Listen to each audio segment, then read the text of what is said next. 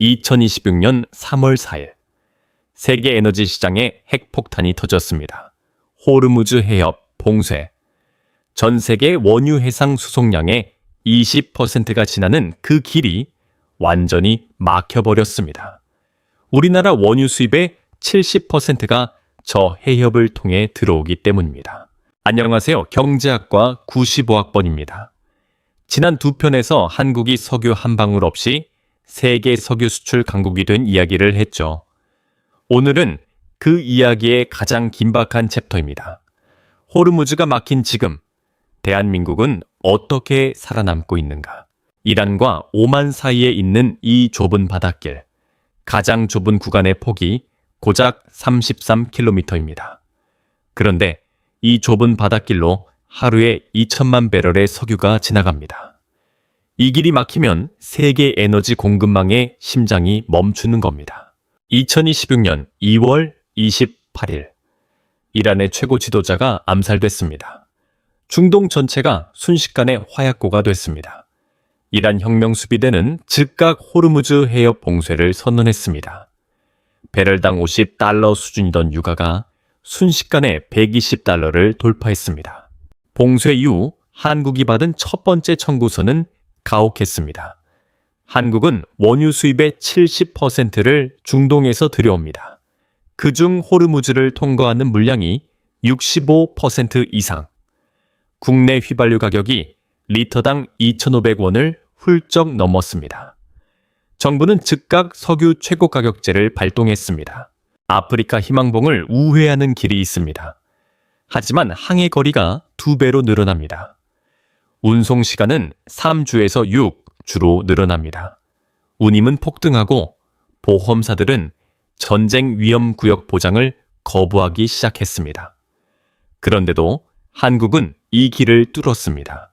2026년 4월 17일 사우디아라비아 얀부항에서 원유를 적재한 한국 국적 유조선이 홍해 항로를 통해 우회 수송에 처음으로 성공했습니다. 고위험 해역을 뚫고 원유를 가져온 것입니다. 이것이 대한민국의 생존 방식입니다. 한국은 전국 주요 거점 지하 안반 저장고에 약 9천만 배럴의 전략 비축유를 보유하고 있습니다. 2026년 3월 11일 정부는 역대 최대 규모인 2246만 배럴의 전략 비축유를 방출하기로 결정했습니다. 한국이 수십 년간 조용히 쌓아온 이 보험이 지금 이 순간 진가를 발휘하고 있습니다. 한국 정부는 총력 외교전을 펼쳐 호르무즈를 우회하는 경로로 2억 7,300만 배럴의 원유를 연말까지 확보했습니다. 카자흐스탄, 러시아, 미국산 원유로 공급선을 다변화했습니다. 한국은 지금 동서남북 모든 방향에서 원유를 끌어오고 있습니다. 한국의 전략 비축유 9천만 배럴, 이게 얼마나 버틸 수 있는 양일까요? 한국은 하루에 약 270만 배럴의 원유를 소비합니다. 9천만 배럴이면 약 33일, 민간 비축분까지 합치면 약 61에서 91. 여러분은 이 기간이 충분하다고 생각하시나요? 호르무즈 봉쇄로 한국 경제 전체는 위기지만 한국 정유사들은 오히려 역대급 이익을 내고 있습니다. 싱가포르 복합 정제 마진이 배럴당 80달러를 돌파했습니다. 이는 정상 시기의 10배가 넘는 수준입니다. 전 세계가 한국에서 만든 정제유를 사러 몰려왔기 때문입니다. 2025년 한국의 경유 수출량은 2억 237만 배럴로 사상 최초로 2억 배럴을 돌파했습니다. 아시아와 유럽이 중동산 대신 한국산 경유를 사들이고 있기 때문입니다. 석유 한 방울 안 나는 나라가 세계 에너지 위기의 구원투수가 됐습니다. 이번 위기는 준비된 나라와 그렇지 않은 나라의 차이를 적나라하게 드러냈습니다. 일본은 원유 수입의 90% 이상이 중동산입니다. 한국은 이미 2020년대 초반부터 미국산, 러시아산, 카자흐스탄산 원유 수입 비중을 꾸준히 늘려왔습니다.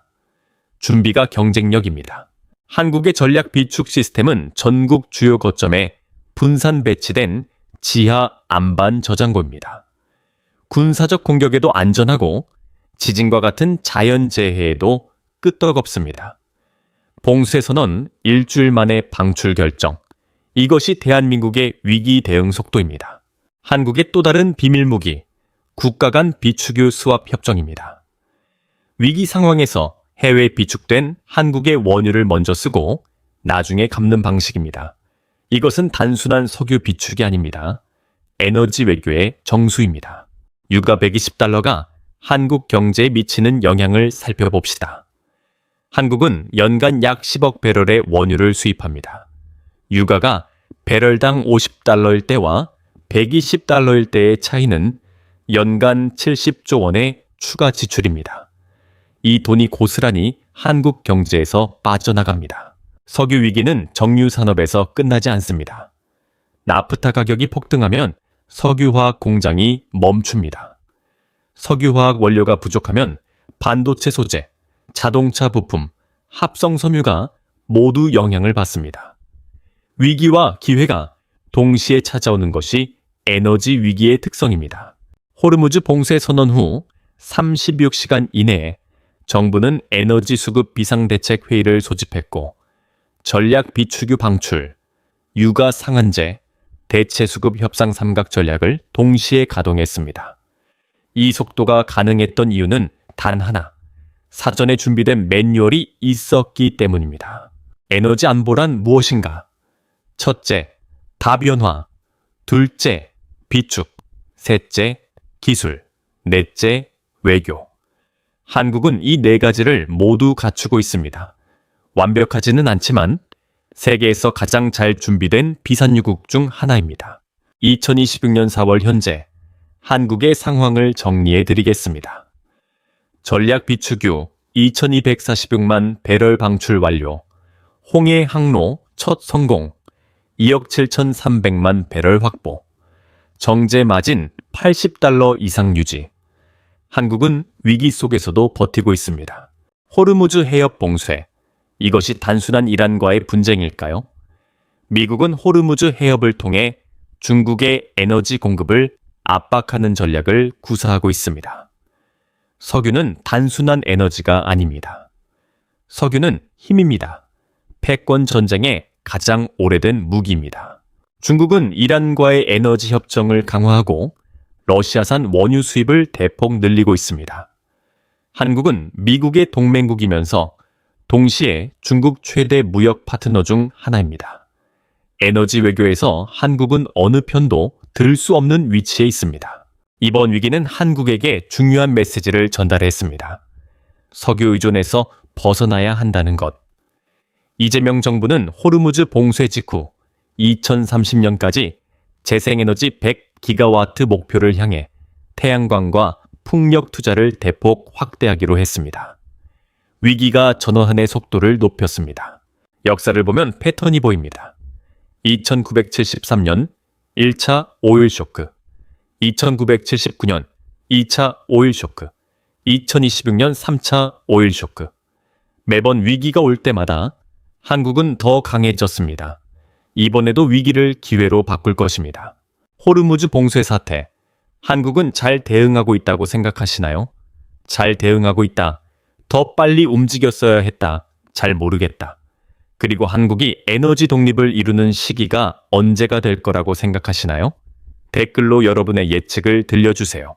앞으로 20년 후의 세계를 상상해 봅시다. 수소 경제가 완성된 세상에서는 호르무즈 해협이 막혀도 한국은 흔들리지 않습니다. 태양광으로 만든 전기로 물을 분해해 수소를 만들고 그 수소로 공장을 돌리고 자동차를 움직입니다. 한국은 석유가 없습니다. 석유가 없습니다. 철광석도 없습니다. 천연가스도 없습니다. 자원이라고는 사람밖에 없는 나라입니다. 그런데 이 나라는 세계 석유 수출 6위, 반도체 1위, 조선 1위, 배터리 세계 최상위입니다. 호르무즈가 막혀도 전략 비축유를 방출하고 홍해를 뚫고 2억 7천만 배럴을 확보합니다. 이것이 대한민국의 경제입니다. 3차 오일 쇼크. 무섭습니다. 힘듭니다. 하지만 한국은 이 길을 2번 걸어봤습니다. 2973년, 2979년. 그때마다 한국은 쓰러지지 않았습니다. 오히려 더 강해졌습니다. 이번에도 마찬가지일 것입니다. 오늘 이야기를 정리해 드리겠습니다. 하나, 2026년 3월 4일 호르무즈 봉쇄. 둘, 전략 비축유 9천만 배럴 방출. 셋, 홍해 우회 첫 성공. 2억 7,300만 배럴 확보. 넷, 정제 마진 80달러 돌파. 다섯, 재생에너지 전환 가속화. 이것이 호르무즈 봉쇄와 한국 경제 생존 전략의 핵심입니다. 다음 편에서는 미국과 중국의 석유 패권 전쟁. 그 한가운데 선 대한민국. 한국은 어떤 선택을 해야 하는가? 에너지 외교의 최전선. 다음 편에서 만나겠습니다. 구독과 알림 설정 꼭 해두세요. 마지막 설문입니다. 한국이 에너지 독립을 이룰 수 있을까요? 2030년까지 가능하다. 2040년은 돼야 한다. 불가능하다. 댓글로 여러분의 생각을 남겨주세요. 여러분의 의견이 다음 편 방향을 결정합니다. 석유는 에너지가 아닙니다. 석유는 힘입니다. 그리고 그 힘이 없는 나라, 대한민국은 기술과 외교와 사람의 힘으로 그 게임에서 살아남고 있습니다. 2026년 세 번째 오일 쇼크. 대한민국은 지금도 싸우고 있습니다. 함께 주셔서 감사합니다. 오늘의 핵심. 하나, 호르무즈 봉쇄 1, 3차 오일 쇼크. 둘, 전략 비축유 9천만 배럴 한국의 방패. 셋, 홍해 우회 1, 한국의 창. 넷, 정제 마진 80달러 1, 위기 속 기회. 다섯, 재생에너지 전환 이 다음 시대의 답. 오늘 영상이 도움이 됐다면 좋아요 눌러주세요. 아직 구독 안 하셨다면 지금 바로 구독 버튼 눌러주세요. 이 시리즈 계속됩니다. 다음 편 놓치지 않으려면 알림 설정 필수입니다. 경제학과 95학번. 세상의 경제를 쉽게, 재미있게, 깊이 있게. 다음 편. 미중 석유 패권 전쟁. 한국의 선택 곧 공개. 구독, 좋아요, 알림, 댓글 부탁드립니다.